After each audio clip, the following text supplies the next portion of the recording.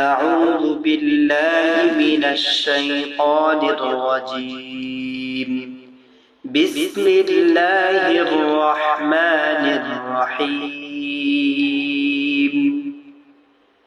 ألم تر كيف فعل ربك بأصحاب الفيل